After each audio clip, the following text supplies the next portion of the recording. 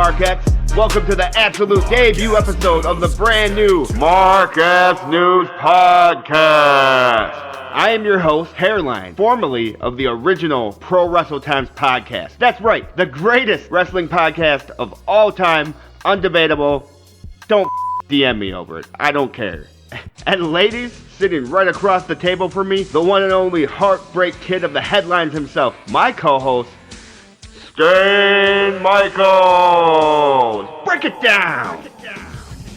Thanks for that introduction, Hairline. Man, I can't believe we're finally getting this off the ground. And look, I just have to address the elephant in the room right off the bat. I'm sitting here looking at a guy who calls himself Hairline, but all I see across the mics is a glorious bald dome, a thick red beard, and some stunner shades. The irony is heavy today. But the news we have is even heavier. We are officially live and this debut episode has one clear mission. Exactly, my man. We're strictly focusing on the WWE coverage that just came pouring out of the 2026 Fanatic Fest at the Javits Center in New York City over the weekend. We don't waste our breath with any alternative other sports-based promotions around here. It's WWE programming all day, my man. Fanatic Fest gave us absolute feast of storylines to break down. Let's go through them. And climbing right up to that top rope and jumping into our first main topic of the day, we have got to talk about a guy who absolutely hijacked the merch game this weekend. I'm talking about the very nice, very evil one himself, Danhausen. Yeah, that's right, my man. Danhausen had an incredibly busy and honestly extremely lucrative weekend out in New York City. You know, Fanatics is all about the bottom line, right? And word on the street is the executives were straight up blown away by his merchandise revenue and massive crowd reception he pulled during WrestleMania weekend earlier this year. Because of those numbers, they fast-tracked him right into the July lineup, and he completely flooded the convention floor. That's right. They dropped that exclusive Danhausen's Fanatics Fest New York 2026 t-shirt featuring a crazy stylized graphic of him, and the fans were just eating it up. But the real genius move was how he played the local market. He basically cemented his status as an honorary New Yorker this weekend by releasing a special Danhausen and New York Knicks 2026 NBA Finals Champions t-shirt to capitalize on the Knicks finally ending that 53-year championship drought. Exactly, my man. Potato famine over, aka the end of the drought, aka we live as two kings. That's right, bro. Very nice, very evil, and very victorious. I mean, let's talk about the New York Knicks for a second. We all know they just ended a massive 53-year championship drought. But if you ask anyone in New York, the real MVP isn't even on the roster. It's Danhausen. Yeah, exactly, my man. So back in April, right before the NBA playoffs, he officially uncursed the entire Knicks organization. And what happens next, you ask? The team goes on an insane, miraculous 15 wins out of 16 games. You know what I'm saying? And they end up winning the 2026 NBA Finals. The guy literally manifested the championship. Pazuzu or not, that man's working miracles. I know, it's wild. It became a complete viral phenomenon. You couldn't turn on ESPN without seeing him. He was going back and forth with Stephen A. Smith, demanding courtside seats and his own TV show to keep the curse lifted. They even brought him out at the NBA Finals. And of course, WWE and Fanatics cashed in immediately. They had to get that bag, you know what I'm saying? The second the Knicks won, they dropped an incredible Danhausen and New York Knicks 2026 NBA Finals Championship crossover t-shirt. The man is officially an honorary New Yorker, also an honorary Pazuzu. I think you mean a Labubu. Alright, you sent me that Facebook clip from Fanatics Fest earlier today. The one with John Cena and Danhausen? Doug, I had to. The video is doing crazy numbers online right now. Every time I check it, it goes up. More likes, more views, all of it. Danhausen, money. I don't know why I did AJ Francis there, because he's the Anyways. My man, and we're gonna have to break it down because it was easily one of the greatest moments of the entire weekend. You got the GOAT himself, the champion, John Cena telling Danhausen actual trademark, never give up advice. You had to see the I'm just picturing the face of the WWE franchise giving a deadpan talk to a very nice, very evil guy who puts curses on people. That is just wild. But Cena was totally locked in. He was giving Danhausen legit pointers on how to deal with his ongoing feud with the Judgment Day, because you know he needs it. I know, my man. The contrast between those two characters interacting is absolute comedy gold. You know what I'm saying? Straight up Midas touch.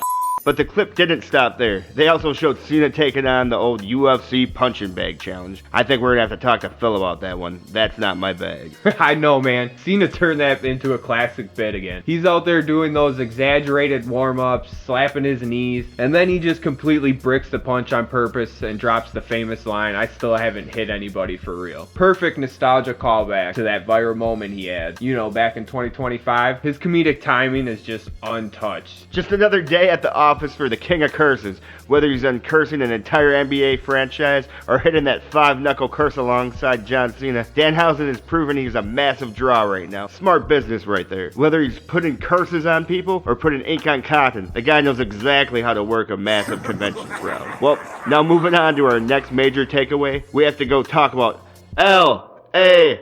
Knight.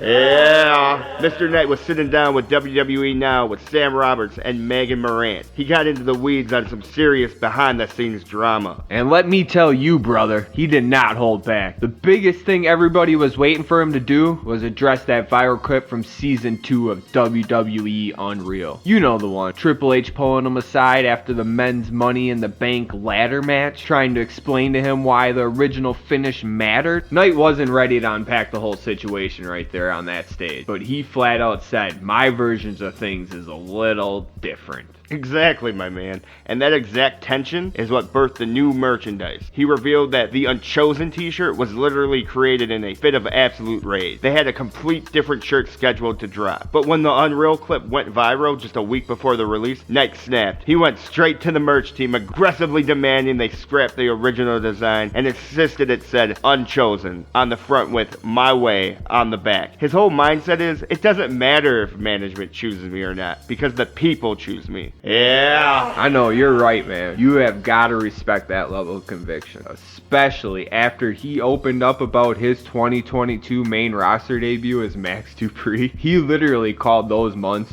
mental torture and questioned why management would make him tuck away the persona that got him called up in the first place. He viewed that Max Dupree gimmick as straight up career suicide and just felt it was dead in the water. And let me tell you, he was right. But the second he got that green light to drop it, let me tell you what he did. He jumped right back into his true persona. He made it crystal clear that deciding to go back to doing things my way is the sole reason he was standing where he is today. Let me talk to you.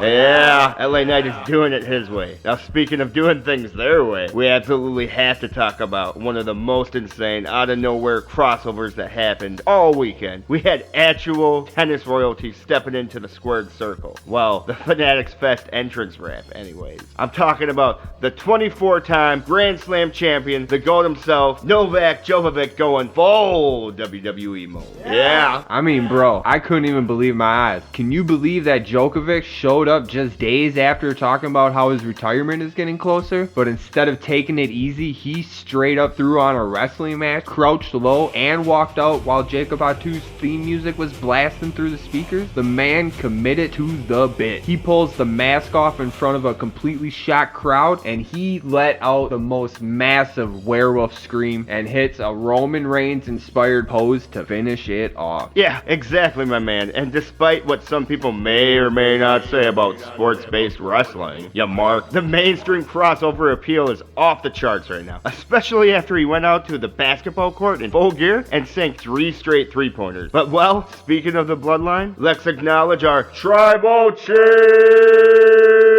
Acknowledge him.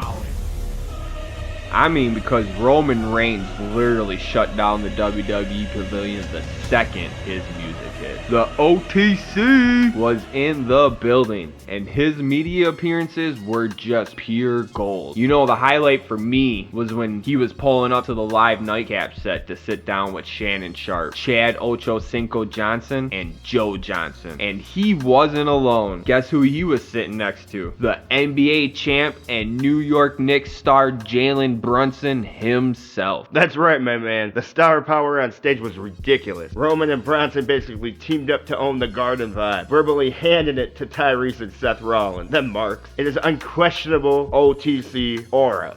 Ask Michael Cole, he'll tell you.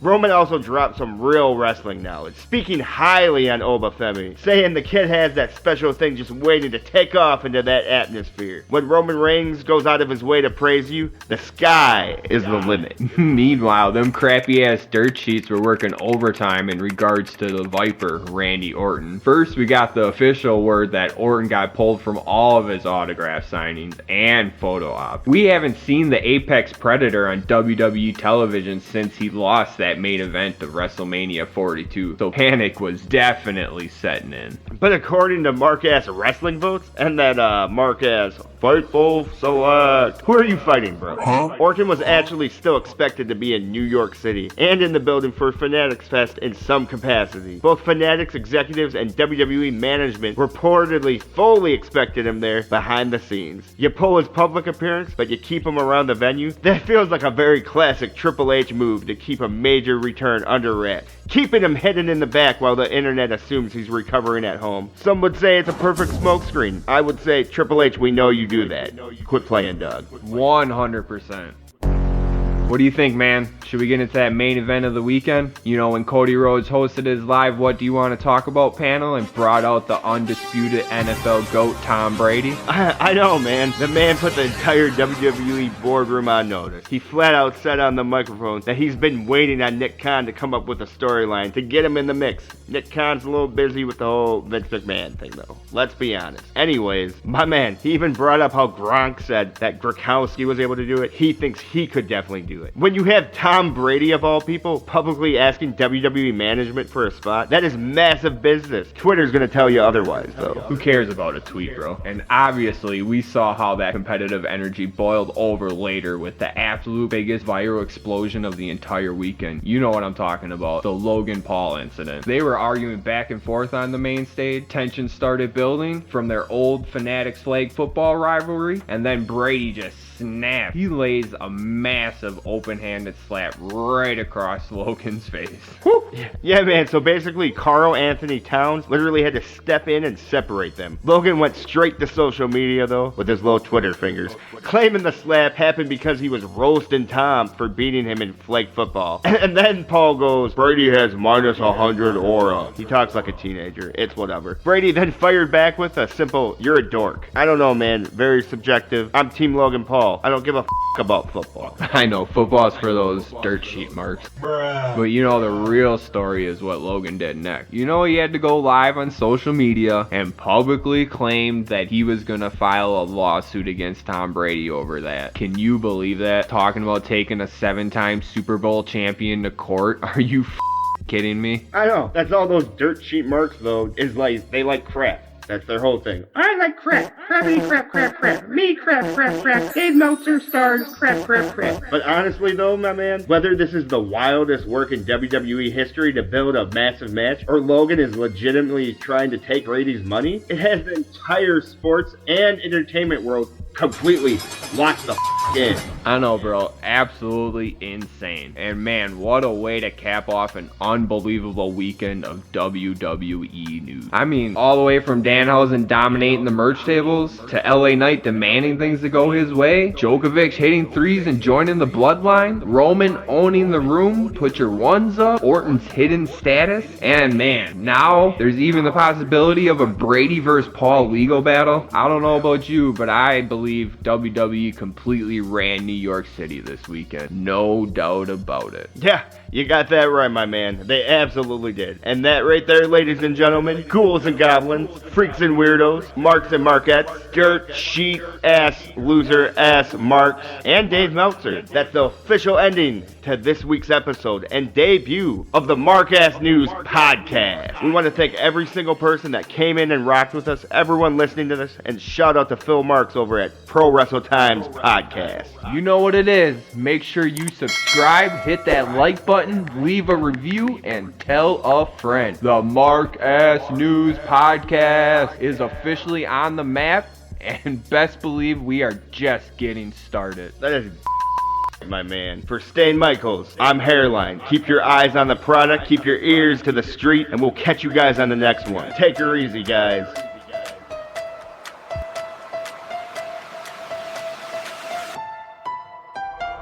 Broadcasting live from the belly of the beast, where the chairs fly and the sense is the least. Pro wrestle times, we don't check the score, we just look for the heat through the locker room door.